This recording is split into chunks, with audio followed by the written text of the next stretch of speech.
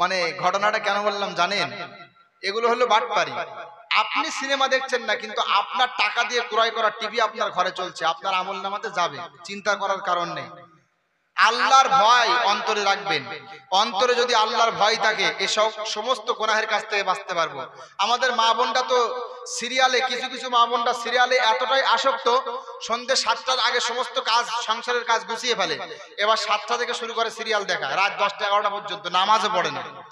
আর যদি কোনোদিন সিরিয়াল না দেখতে পারে, পরের দিন দিনের বেলায় কাজা আদায় করে, আছে না?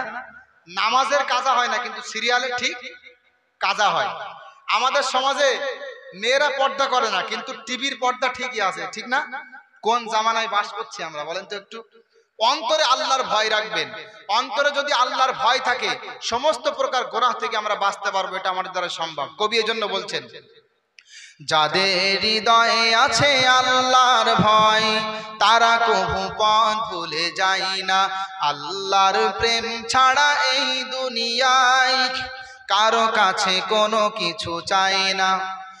রাতের আধারে যারা সেজদাতে রয়, দু চোখের অশ্রুতে নদী যেন বয়। ছলনার হাত ছানি যতই আসুক, ছলনার হাত ছানি যতই আসুক, পিছনে ফিরেও তাকাই না।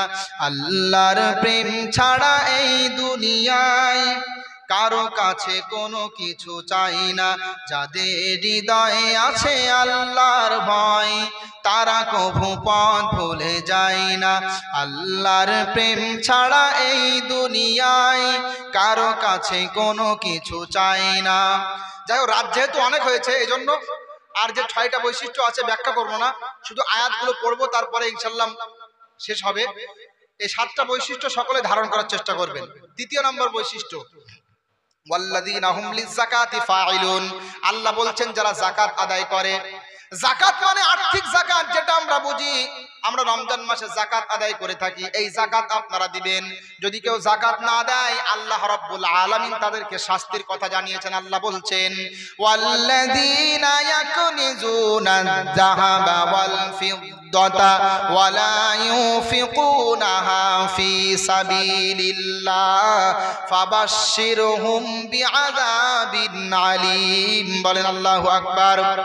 সূরা তাওবা 10 নম্বর পারা 11 নম্বর পৃষ্ঠা আর 5 নম্বর রুকুর 34 নম্বর আয়াত। এটা আল্লাহ বলছেন যারা সোনা রূপা একত্রিত করে রাখে, আল্লাহ তোমার রাস্তা, আল্লাহর রাস্তায় ব্যয় করে না। হে নবী, হে নবী, আপনি তাদেরকে আযাবের সুসংবাদ দিয়ে দিন। এখন আমি আপনাদেরকে প্রশ্ন করি, আযাবের সুসংবাদ হয় না দুঃসংবাদ হয়? দুঃসংবাদ না, সুসংবাদ কেন বললেন? মায়েরা সন্তানদেরকে বলে, তুমি স্কুলে যাচ্ছ না, শোনো, যেও না, ঠিক আছে। তোমার পিতা যখন বাড়িতে আসবে, পিটানি দিবে, তখন মজা বুঝতে পারবে। আচ্ছা, পিটানি দিলে কি মজা লাগে? এটা বলা হয় কি জন্য? যে খুব পিটাবে, এই জন্য, ঠিক না? তো আল্লাহ রাব্বুল আলামিন আযাবের সুসংবাদের কথা বলে আমাদেরকে এটাই বোঝাতে চাইলেন, আযাব কিন্তু অল্প হবে না, মারাত্মক আযাব হবে। আযাবটা কি হবে? ইয়াউমা ইউহমা আলাইহা ফি নারি জাহান্নাম ফাতুকওয়া বিহা জিবাহুহুম ওয়া জুনুবুহুম ইলা আখিরিল আয়াত। আল্লাহ বলছেন এই সোনা রূপা আগুনে উত্তপ্ত করা হবে, কপাল, পাশে, পিঠে, পার্শ্বদেশে দাগ দেওয়া হবে। তখন তো সোনা রূপা এটাই ছিল টাকা, এখন তো কাগজের টাকা আমাদের কাছে আছে।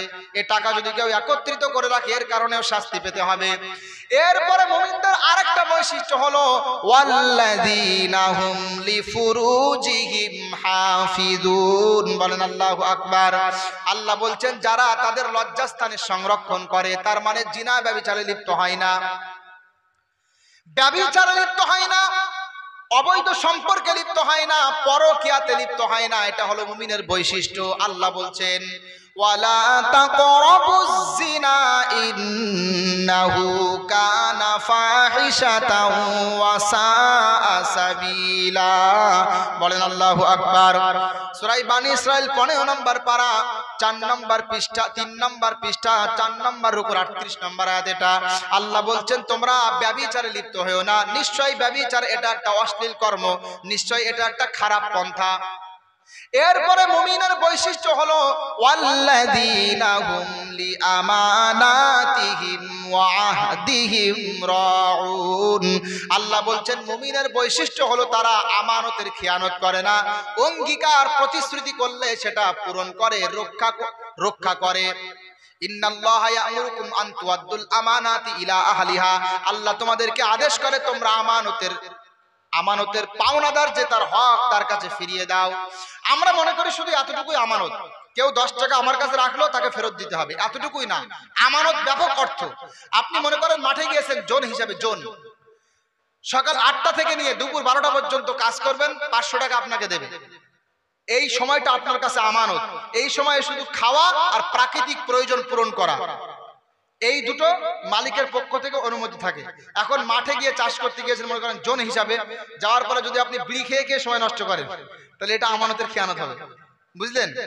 আপনি মনে করেন কোনো কোম্পানিতে চাকরি করেন, আপনি চাকরি করতে করতে যে সমস্ত বৈধ কর্মগুলো আপনার জন্য সিদ্ধ, বৈধ কর্ম মালিকের পক্ষ থেকে, এগুলো পারবেন। আর যদি মনে করেন সিগারেট পান করে করে সময় নষ্ট করছেন, আপনার আমানতের খেয়ানত হবে।